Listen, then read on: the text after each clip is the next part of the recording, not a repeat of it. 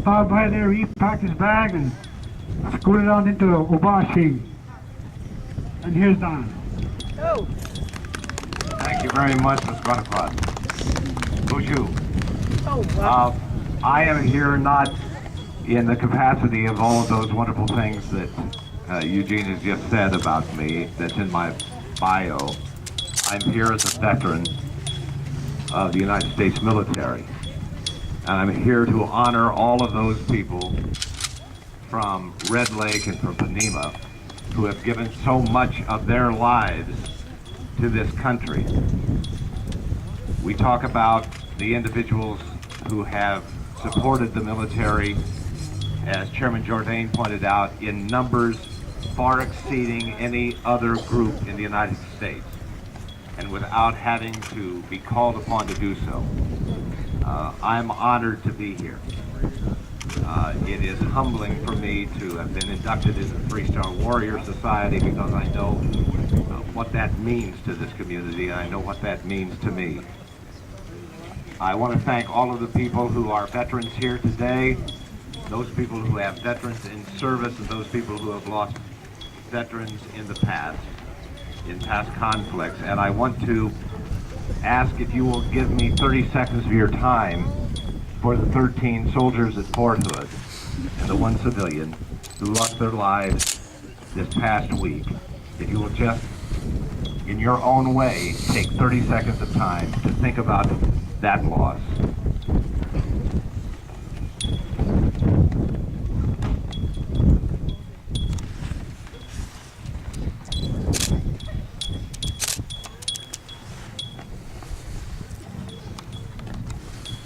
A special thank you to Specialist Mason, who is with us today from White Earth of the 34th Infantry Division, Red Bulls. I just came back from Iraq and I can report from a front for you today that the veterans of this current conflict in the southern portion of Iraq are doing amazing work.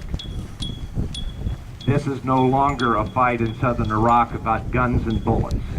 This is no longer a fight about artillery. This is not tanks and howitzers and bombs and smart weaponry and electronic warfare. This is the kind of warfare that is fought with the heart. They're now trying to teach all of the Iraqis to stand up for themselves. They're doing a fair job of that. They're doing a better than fair job of that. They're doing an excellent job of that because now the Iraqi forces are leading the fight. They're the ones with guns and bullets. It is the 34th Infantry Division that backs them up because they have trained them up.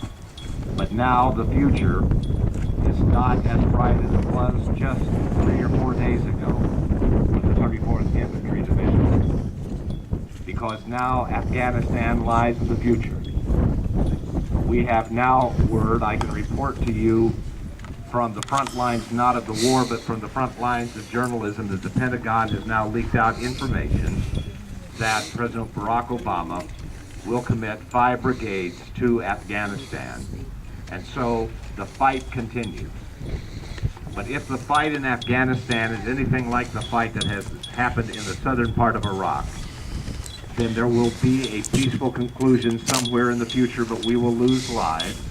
We will lose soldiers. We will have veterans not returning.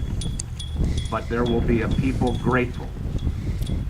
I want to tell you just a short story about the work that's being done by our soldiers in the field, the men and women. One of the jobs that is being done by the 17th Fires Brigade under the 34th Infantry Division, which is the Minnesota National Guard, which you have to be extremely proud of because a National Guard, for only the second time in history, is in charge of all active forces in 9 of the 18 provinces of Iraq.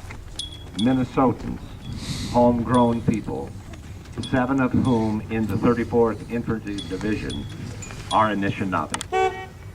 And I did what I could at the time I got there. I asked the CO if we could gather all of the American Indians in the entire 34th Infantry Division in one place, and they could not because they were separated at camps all over southern Iraq, and we couldn't get them into one place at one time. But I wanted to spend some time honoring their contributions, their individual contributions. But here's the story I want to tell you about the 17th Fire Brigade under the 34th IDs. Because they're not fighting with guns and bullets, they're now fighting with their hearts, for the hearts of the individuals who used to hate us.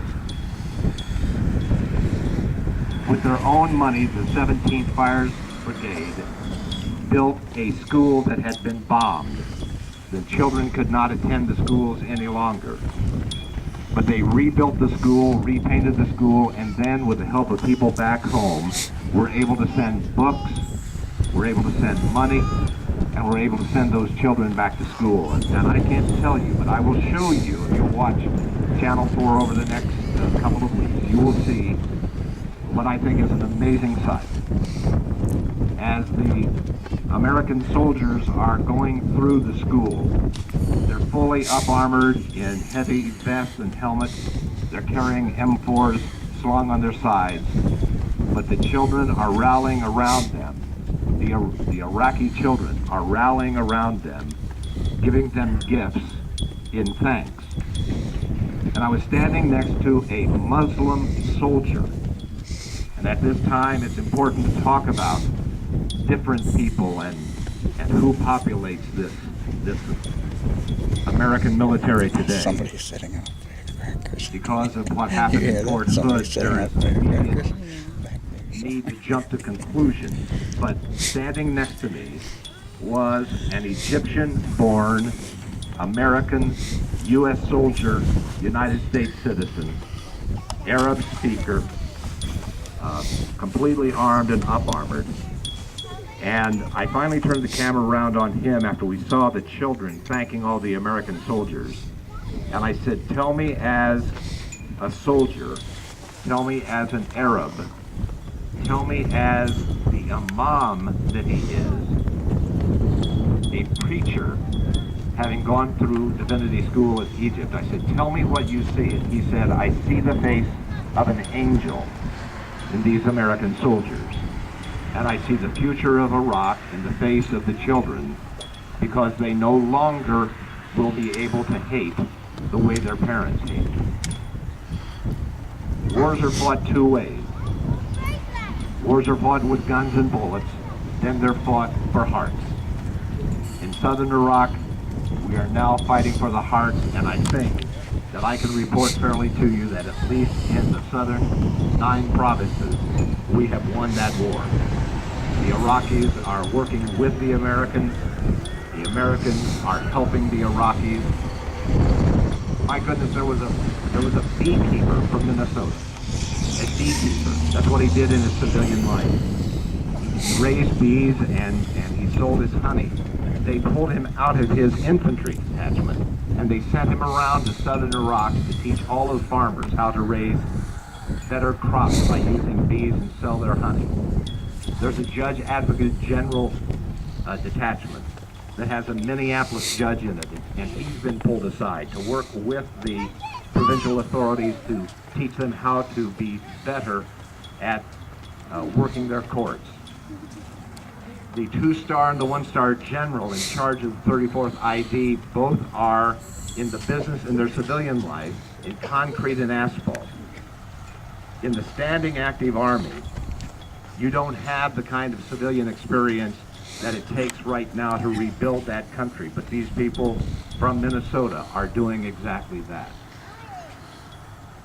They're brave, they're steadfast, they never complain. Pulled out of their families and pulled out of their communities time and time and time again.